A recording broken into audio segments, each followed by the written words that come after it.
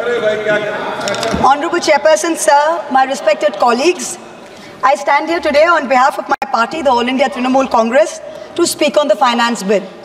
Madam, I have to say I'm deeply pained at the very onset. I must point something out. When we talk on the governor, speak on the President's address, the Honorable Prime Minister leaves the chamber. Today, when we are speaking on the finance bill, the Honorable Finance Minister leaves the chamber. We members of the opposition are deeply pained by this. We hope that the government will take notice of our pain and be present in the House each time that we speak on relevant issues.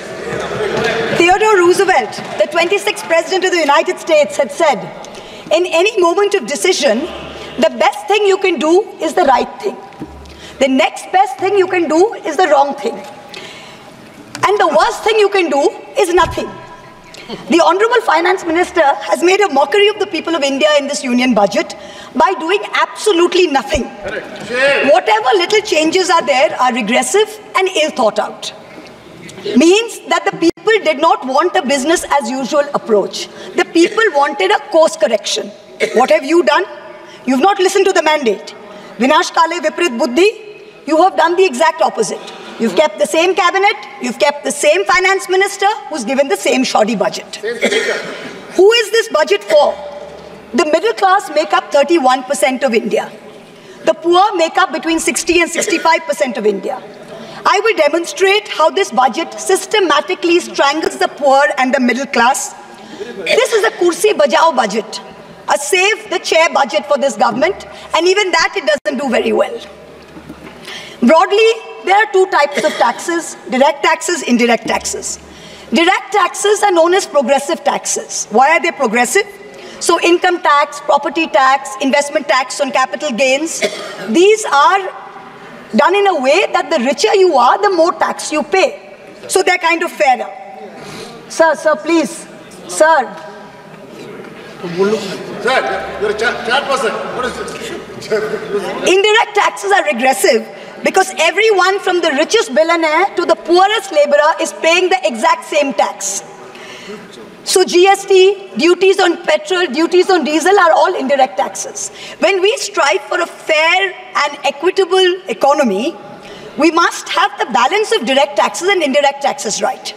The US and the Europe broadly collect about 60% through direct taxes and 40% through indirect taxes.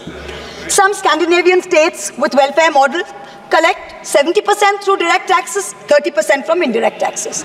In India, it is the exact opposite. 65% of tax collection comes from indirect taxes, where billionaires pay the same as the poorest laborers, and only 35% comes from direct taxes. Even within the direct tax bracket, for the first time in our country's history, salaried professionals and the middle class are sharing a greater tax burden than rich corporates. The middle class is contributing 55% of direct income taxes under this government, up from 38% under the UPA. The richest corporates in India today contribute only 45% of direct taxes. Not only is the middle class being taxed, but now with this budget, the savings of the middle class have also been taxed with removal of indexation and with a rise in the short-term capital gains. Investors who've made more than 11% return, we've done the calculation, that's about the threshold rate. If you have made more than 11% returns, so if you've made higher returns, then this new tax regime with the removal of indexation has happened is good for you. Now, people like our parents, pensioners, salaried middle class, risk-averse people who invested in gold, in property, in debt mutual funds, the removal of indexation has harmed them disproportionately. So the middle class has lost out. Debt mutual fund holders will end up paying more than 40% more tax because indexation is being changed from 20% to 12% for investments made before April 1st, 2023. So this is effectively penalizing those who've made low profits. You've anyway made lower profits. People think real estate has made enormous profits. If you look at RBI's housing index for the past 10 years, the average rise in property prices has been between 4.5% and 5%. So if the middle class is invested in property, that is below 11% return, so indexation is going to harm you. The current GST regime is irrational and iniquitous. There is 18% GST levied on life insurance and medical insurance products. The Honorable MOS Finance yesterday, on Monday, told this House that the government has collected 8,263 crores as GST on health insurance for the fiscal year 23-24 alone. This is blood money. Our Honorable Chief Minister Mamata Banerjee wrote a letter to the Finance Minister, to the Centre, pointing out that this is a completely anti-people tax. What is life insurance? What is health insurance? It is people guaranteeing and spending money and protecting against life's uncertainties, against accident, against injury, against ill health, against death. What are you doing? You are imposing GST, same rate that a billionaire pays, the poorest middle class person has to pay. So people are deterred from taking out new policies. People are deterred from continuing existing insurance. This should be removed at the earliest. Now let me now move on to what affects more than 70% of Indian citizens, social sector allocations. The general trend over the past decade, in every budget in the last 10 years, of which our Honorable Finance Minister has presented 7, has been in nominal terms, you have allocated more money to the social sector. But if you account for inflation and you look at real allocations, inflation adjusted, allocations have seen reductions of over 25% in the past 10 years. I'm going to look at real allocations, that is adjusted for inflation, for some major schemes in the past 10 years. Sarva Shiksha Abhijan, minus 18%. Rashtriya Madhyamik Shiksha Abhiyan, minus 9%. ICDS, which affects every child, it's a school scheme, minus 34%. Mission Anganwadi, minus 5%. PM Poshan, minus 45%. PMGSY, those of us who have rural areas, the Pradhan Mantri Gram Sadak Yojana scheme, minus 47% reduction in real terms. The National Social Assistance Program, minus 20%. The combined expenditure on 5 social schemes, the top 5 social schemes as a percentage of GST, of GDP, has declined from a peak of 0.93%, so almost 1% of GDP in 2009-10. Do you know where it is today in 23-24? It is 0.36%. It is only a third of what it was in 9-10. The Manrega budget during COVID, when the centre was telling all the states, please give employment to the labourers, they are going back. The Manrega budget in 2021 was 0.6% of GDP. Do you know what it is today? 0.26%. No, shame. Specific budget figures for 24-25 are shameful. Specific figures, let's look at the specific figures. The allocation for Samarth, which is maternity entitlement and the creche scheme, has been reduced by 70 crores compared to budget estimates of last year.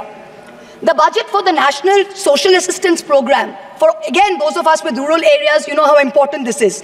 This is what gives social security pensions to the elderly, to single women, to disabled.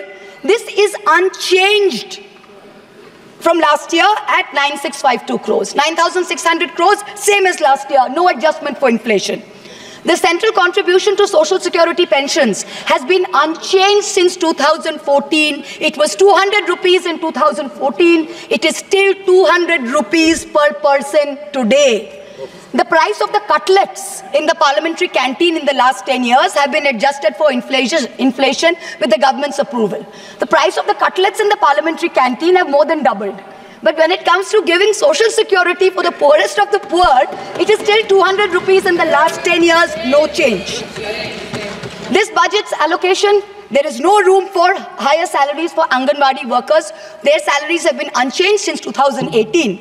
No room for higher honorarium for midday meal cooks. You have to understand a lot of the women in villages depend on only Anganwadi sectors and midday meal sectors for any source of employment. There has been no higher allocation for supplementary nutrition given to children. The National Food Security Act, the NAFSA, mandates coverage of 67% of the population through PDS. The Prime Minister has very proudly proclaimed that this is a food surplus country. Fine. Then why have we not increased the population covered under rations? Since 2011, you have not had a census. Since you have not had a census, you have not increased the number of people being covered under rations. Also, one very important question. Why is the central government blatantly defying the directions of the Supreme Court? We went to the Supreme Court on the migrant workers case. The Supreme Court gave an order, a direct order to the central government that the central government is to give rations to 8 crore migrant workers of the unorganized sector who have been left out of the food security net.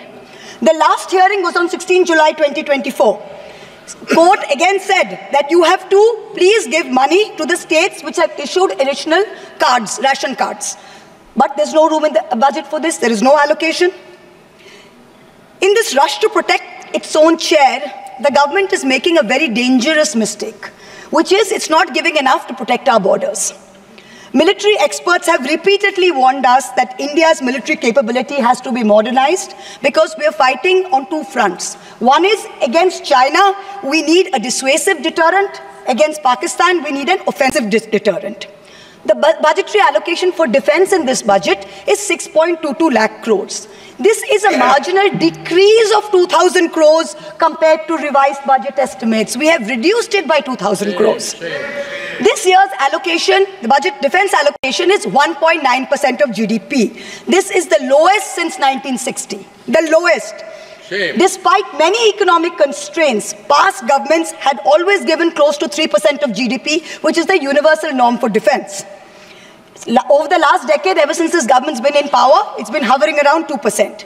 We have been unable as a government to compel China to restore status quo ante-April 2020 on the line of actual control. We have been unable to deter Pakistan. In the last 2 months alone, over 50 security personnel and about 10 civilian pilgrims have been killed in Jammu. Capital expenditure on military equipment, 1.7 lakh crores. On paper, this shows that it's almost a 10% increase. What we haven't taken into consideration is this increase was largely due to Russia's inability to supply contracted weapons to us because of the Ukraine war. If we take into account inflation and we take into account the rising dollar rate, we're almost flat. The gap between projections made by the armed forces and between actual allocation is 17 to 23%. That's the gap. कुर्सी बचाने में आप मस्त थे, देश को भी देखिए. We need close to 3%, 2.5 to 3% of GDP to defense. This is something that the country needs to look at. The Honorable Finance Minister started off her speech by talking about the focus on Annadata or farmers and how much this government has done for farmers. The Economic Survey of 24 says 42.3% of Indians depend on agriculture. That's 600 million people, that's 60 crore people. If I looked at the economic survey, 22nd July, very carefully. What did the headline say? The headline says, agricultural sector has registered an annual average growth rate of 4.18% in the last 5 years.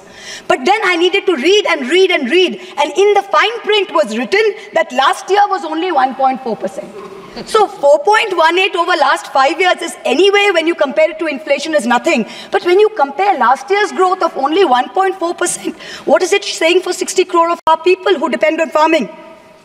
Productivity and resilience in agriculture was one of the first themes, priority number 1, according to the Finance Minister's budget. She had made 9 priorities. This was priority 1. But the provision for agriculture and allied sectors is only 1,52,000 crores. Whereas the provision for one bullet train from Ahmedabad to Mumbai is 1,08,000 crores. Please look at the comparisons, everybody. Priority 2, Finance Minister said, is employment and skilling. This government has got the worst track record of creating jobs. India has more jobs in the informal sector, not in the formal sector. The budget is talking of an internship program with the top 500 companies. This is a joke. The top 500 companies employ 70 lakh people in total. That is 1% of the total workforce. Our workforce is about 57 crores. You are expecting companies which have a total which employ 70 lakh people to give employment to 1 crore interns. Please let us know how this is going to happen. I'm really curious. The real problem is somewhere else. The real problem is that 10.3 crore youth have basically become so dejected, they have given up looking for jobs. The Finance Minister, she mentions skilling loans, she mentions education loans. Skilling loans are for 25,000 people, education loans are for 1 lakh people. The country has 140 crore people. Now, what are we doing? Priority 3, according to the Finance Minister, inclusive human resource development and social justice. In this section, the budget says, first on Bihar, we will support expressways. What you're not saying is that you will make expressways which will charge very high tolls. So you are recovering the money, you're not doing anyone a favor. You're charging back-breaking tolls. You might give another bridge which might collapse. Yes. You will set up another power plant, which like Jharkhand may also be outsourced to a favorite businessman. Correct. He can be given a nice juicy PPA and sell more imported coal. Secondly, on Andhra, there are no grants but only loans, that too from multilateral agencies. So basically dollar loans will be given to Andhra Pradesh, which future generations will have to pay back with interest. There was also another sweeping statement. Grants for backward regions of Rayalaseema, Prakasam and North Coastal Andhra, as stated in the Act, will be provided. I looked in the entire demand for grants with a tooth comb, with a microscope, and I looked at the expenditure budget. Nothing was provided anywhere. I don't see the intelligent people of Andhra being fooled by this. Priority 4, manufacturing and services. The finance minister has devoted an entire section on how MSMEs are a priority. I believe her. Yes, it should be a priority. But I'm very confused. Most medium and small enterprises are either proprietorships or partnerships. Madam, can you please explain why these proprietorships and partnerships are taxed at higher rates than companies? This makes no sense. Is the A-team the only businesses who are sending truckloads and tempo loads? MSMEs are not sending. Is that the problem? And also the government needs to get rid of the bizarre 29A of the Insolvency and Bankruptcy Code, because it is killing companies that are in trouble. It does not allow promoters to propose a resolution plan. As long as we have this code, promoters cannot propose a resolution plan. We need to get rid of this. Priority 5 in the finance minister's speech, urban development. The Prime Minister had said every citizen will get a house by 2022. We are now in 2024 and we are still making allocation for 3 crore more houses. Yes. Can you please tell us how many more houses we need and when it's going to be done? Let's get this over with. 2047. Priority 6, energy security. The less I speak about this, the better it is. Energy security is security for best friends. It's created by allowing best friends to import low-grade quality coal, mark it up as high-grade quality coal, and sell it to state development corporations at the cost of the country's environment, at the cost of the health of our citizens. Priority 7, the finance minister said, was infrastructure. She announced in a true style of Shagun that she's gifting the nation 1,11,111 crores. 111,111. This is flat on last year. Sadly, most of this will go towards crony capitalists. You'll make roads that have potholes, you'll have airports that leak, you will have bridges that fall out, and the taxpayer will pay for this. The budget speaks of private sector participation. But remember one thing, they bid out 6 airports to one company for a fee to be paid by the government. Then they created a policy that allows the regulator to keep increasing the user development fee. So actually, it's the flying public of India that are paying for this. Priority 8. Innovation, research and development. Grand words, these are just grand words. The finance minister seems to have forgotten that most entrepreneurs register their product and software IPs in foreign countries like the US, since IP registration system for patents is a complete failure in our country. Unless you fix patent registration, this is not going to happen. The last priority she talks about is next generation reforms. This is also another Jamla. She says, I propose to earmark a significant part of a 50-year interest-free loan for competitive federalism. So this is double speak. We'll keep this money in our pocket. If Nitish ji and Chandrababu ji see through our jumla and they make a big fuss, we'll have some additional funds to keep them happy and to keep the government going. Finally, I have to mention one interesting fact, and I hope that the Treasury benches will have the patience to hear me out. Please. I wholly agree with the Finance Minister on one thing. The budgets for the CBI and the ED have been reduced this year, and I was wondering why. Is it because the voters didn't like the fact that you were using the CBI and the ED to go after the opposition and file fake affidavits? Or is it because you have outsourced the CBI and the ED completely to a businessman in Ahmedabad who is controlling the whole thing? Why have you reduced it? Number one, the former Maharashtra Home Minister highlighted how BJP leaders and agencies have threatened him to filing a fake affidavit. In the case of Sandesh Kali in West Bengal, the women have confirmed on video that BJP leaders forced them to file fake statements. Similarly, I'm told in my matter, Mr. Adani on October 16, 2023, got my friend to his office in Ahmedabad and threatened him with dire consequences to file a fake affidavit. Actually, Actually, it was Mr. Adani's in-law, Mr. Cyril Shroff, who filed the fake affidavit and forced him to sign it. Even today, every mid-level official in Adani's office calls mid-level officials in the CBI and says, 161 statement change karaiye, aapka sir ko bulaiye, madam ke against mein statement dijiye. I am telling the CBI, why are you, madam? Please take a 164 statement once and for all. Don't keep calling back people at Adani's behest to change 161 statements to implicate me. It's going to get you nowhere. Let us reduce the CBI and the ED budget to zero. Let us, Mr. Adani, pay the full 1,500 crores. Let us outsource it completely to him. End of story. In short, this Kursi Bajao budget is a desperate attempt by the government to stick its head in the sand and act like that the mandate of 2024 never happened.